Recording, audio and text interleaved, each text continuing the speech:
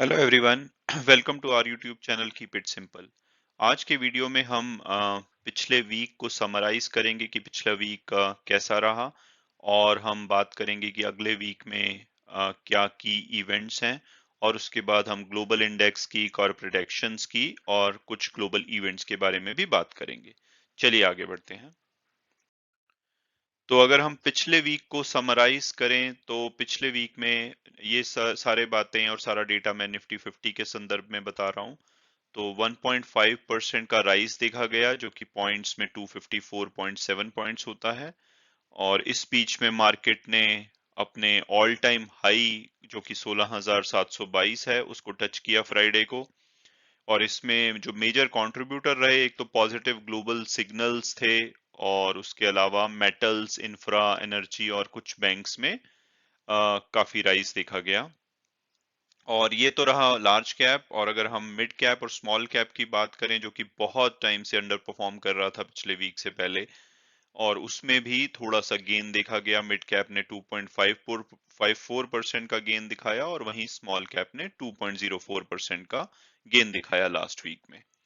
तो अगर broadly experts की माने तो वो ये कह रहे हैं कि मार्केट एक ही तरफ बढ़ रही है, हालांकि और ऊपर जा सकती है, लेकिन समझदारी ये होगी कि अगर हम लार्ज कैप में ही रहें, क्योंकि जरा सी भी करेक्शन अगर मार्केट ने देखी तो हो सकता है जो स्मॉल कैप या मिड कैप में गेन देखा गया है, इसको वो लूज कर दें।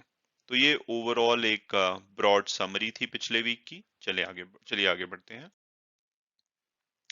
और अगर हम नेक्स्ट वीक की बात करें, तो ये एक एक्शन पैक्ड वीक है। तो सबसे पहले जैक्सन होल मीटिंग, जो कि फ्राइडे को यूएस में हुई, उसमें उन्होंने, जेरोम पावेल साहब ने हिंट दिया है कि वो टेपरिंग स्टार्ट कर सकते हैं एंड ऑफ 2021 में, अगर अनएम्प्लॉयमेंट डेटा इम्प्रूव होता रहा।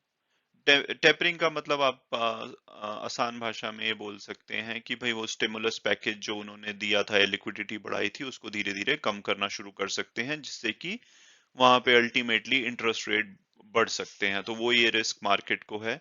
हालांकि ओवरऑल एक नेगेटिव न्यूज थी, बट इसके बाद यूएस इंडेक्स की बात करें या इवन एसजीएक्स निफ्टी की बात करें, तो उन्होंने शानदार गेन दिखाया हमारे मार्केट क्लोज होने के बाद। तो मार्केट ने उस पर रिएक्ट नहीं किया है, तो देखना होगा कि कल हमारी मार्केट उसको कैसे लेती है।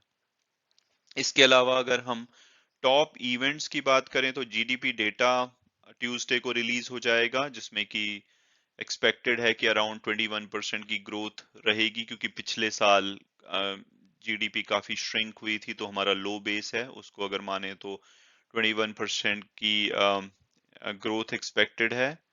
और इसका कारण यही है कि लो बेस, और जो कोविड की सेकेंड वेव आई उसमें उतना इम्पैक्ट नहीं था जितना कि लास्ट ईयर के लॉकडाउन से था। और इसके अलावा कुछ हम और इकोनॉमिक डेटा की बात करें, तो इंफ्रास्ट्रक्चर आउटपुट और फिस्कल डेफिसिट जुलाई का ट्यूसडे को रिलीज होगा। यूरोप के जो मार्केट मैन्युफैक्चरिंग पीएमआई है अगस्त का, वो वेंसडे को होगा, और उनका कंपोजिट पीएमआई डेटा फ्राइडे को। और जो हमारा फॉरेन एक्सचेंज रिजर्व है 27 अगस्त का, वो भी इस फ्राइडे को रिलीज होगा। इसके अलावा ऑटो सेल्स के नंबर आएंगे 1 सितंबर को, जो कि एक बड़ा इवेंट होगा। ऑटो ने पिछले वीक में काफी अंडर परफॉर्म किया, ऑलमोस्ट 1% गिरा ऑटो इंडेक्स। तो ये देखना होगा कि ऑटो सेल्स के नंबर कैसे आते हैं। हालांकि एक्सपर्ट्स का ये मानना है कि उसमें रिकवरी देखी जाएगी, क्योंकि इकोनॉमी अब कोविड की सेकेंड वेव के बाद पिछले महीने खुली है और बेटर हो रही है। और आगे फेस्टिव सीजन आने वाला है, जो कि आगे सेल्स को बढ़ाना चाहिए, और सितंबर डेटा भी अच्छा होना चाहिए। इन सब के अलावा थोड़ा सा चिप शॉर्टेज एक अभी भी कंसर्न रहेगा, हालांकि वहां पे भी इम्प्रूवमेंट हो रही है, बट उसमें काफी टाइम लगेगा, तो वो एक कंसर्न हो सकता है। और अगर हम बात करें तो कोरोना वायरस के केसेस, हालांकि यूएस, यूके, जर्मनी में बढ़ रहे हैं, बट वहां पे वैक्सीनेशन हो रखा है, तो वो उनके हॉस्पिटलाइजेशन में या डेथ में कोई उससे इम्पैक्ट नहीं देखा जा रहा है, जिससे कि इतनी घबराने की बात नहीं लग रही है। बट मार्केट उसको भी क्लोजली वॉच करेगी कि कैसा चल रहा है, वहां पे कोई थर्ड वेव का रिस्क तो नहीं है। इसके अलावा इंडिया में भी फ्राइडे को रिकॉर्ड 1 करोड़ वैक्सीनेशन लगाई गई, और अब हमने ऑलमोस्ट 62 करोड़ वैक्सीनेशन कंप्लीट कर ली हैं। तो इस पे भी नजर रहेगी कि कोई कोरोना वायरस की सिचुएशन बिगड़ती नहीं है। सुनने में आ रहा है कि केरल में कोई वो नाइट लॉकडाउन शुरू हो रहा है, तो ये सारा देखना पड़ेगा नेक्स्ट वीक में। इसके अलावा अगर हम वो आईपीओ की बात करें तो पिछला वीक थोड़ा शांत था आईपीओ के मामले में, लेकिन अब इस वीक में दो आईपीओ, एक तो केमिकल कंपनी एमी ऑर्गेनिक्स और दूसरा डायग्नोस्टिक्स कंपनी विजया डायग्नोस्टिक के आईपीओ 1 सितंबर से 3 सितंबर तक खुलेंगे। तो यहाँ यहाँ पे भी थोड़ा सा एक्शन देखा जाएगा।